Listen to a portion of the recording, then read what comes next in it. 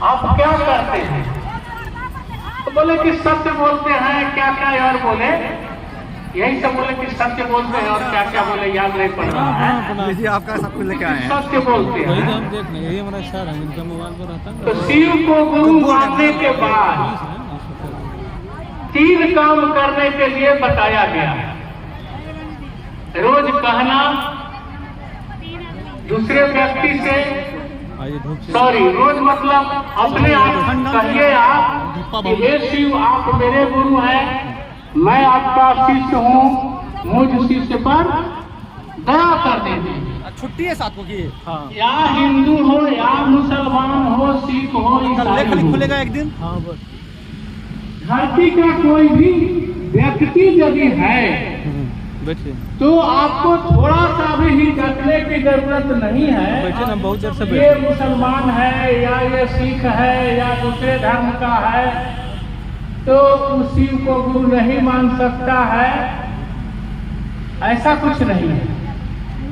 लेकिन कोई भी धर्म का हो तो उसको इतना कहना होगा कि हे शिव आप मेरे गुरु हैं, मैं आपका शिष्य हूँ, मुझ शिष्य पर दया कर दीजिए। गुरु की दया में ही सब कुछ है। धीरे धीरे अनुभूत हो जाएगा शिव को गुरु मानने के बाद कि दया मांगना क्यों जरूरी है। वैसे तो साहब बोलते थे कि दया तो आप मांग ही लीजिएगा, जब आप अपने उस परिस्थिति में आइएगा तो दया तो गुरु मनवा देंगे आपको। उस परिस्थिति में आ जाइएगा कि दया मांगने के लिए आप बाध्य हो जाइएगा कि अब बिना सरकार आपके दया के कुछ होना नहीं है, आपकी दया जरूरी है। तो दया तो आप मांग लीजिएगा।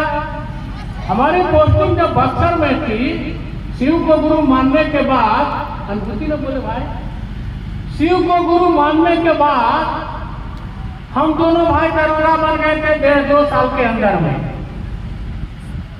मेरा घर औरंगाबाद है, पटना में रहते थे। तो साहब उस समय मजिस्ट्रेट थे, कंट्रोल रूम के इंचार्ज थे। साहब से भेंट हुई शिव को, जहां हम रहते थे साहब वही शिव को एक आदमी गुरु माने हुए थे तो चर्चा कर रहे थे। तो साहब और दीदी आए थे तो वही हम शिव को गुरु माने। तो एक ही प्रश्न हम साहब से किए थे कि किसी दूसरे व्यक्ति को हम गुरु मान लिए हैं तो शिव को गुरु मान सकते हैं कि नहीं। साहब बोले स्कूल में पढ़ने के बाद कॉलेज में पढ़ा जाता है, हम शिव को गुरु मान लिए।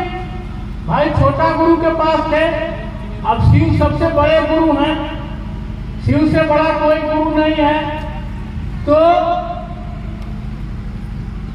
मान लिए 3 सूत्र बताया गया। तो हम लोग ज्यादा चर्चा करने लगे, अनुभूति तो आने लगा। शिव को गुरु मानने के बाद अनुभूतियां आने लगी। सबसे पहले हम भी बोले कि एक बीमारी थी जो ठीक नहीं हो रहा था, कितना डॉक्टर से इलाज हम करा चुके थे, लेकिन शिव को गुरु मानने के बाद सबसे पहला जांचने के क्रम में हम यही बोले कि आपको तो वैद्यनाथ भी कहा जाता है, आपसे बड़ा कोई वैद्य भी नहीं है, तो वो बीमारी है तो आप तो ठीक कर सकते हैं। मेरी बीमारी ठीक हो गई।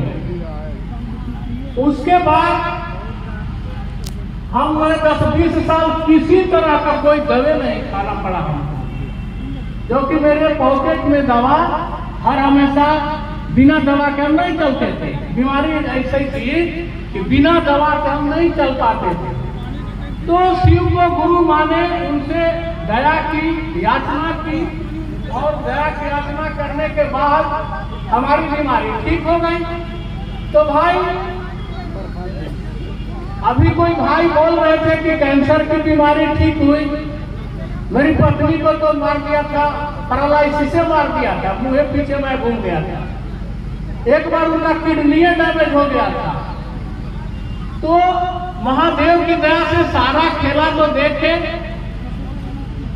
इतनी अनुभूतियां हैं कि मंच से कौन कौन व्यक्ति क्या क्या बोलेंगे। और मैं मानता हूं, मेरा मानना है कि जितने लोगों ने शिव को गुरु माना, आज तक कोई नहीं बोल सकता है कि हमको किसी तरह की अनुभूति नहीं मिला। यदि आपको अनुभूति नहीं मिलता, महादेव को गुरु मानने के बाद कुछ जीवन में नहीं मिला होता तो इस धूप में आप थोड़े आते। अपना पैसा लगा करके आए हैं, धूप में आए हैं, तो गुरु का आवेश आप में आया है। तो इसी तरह से लगे रहिए, करते रहिए। और साहब तो मूल बात तो बताए हैं दूसरे को बतलाने के लिए।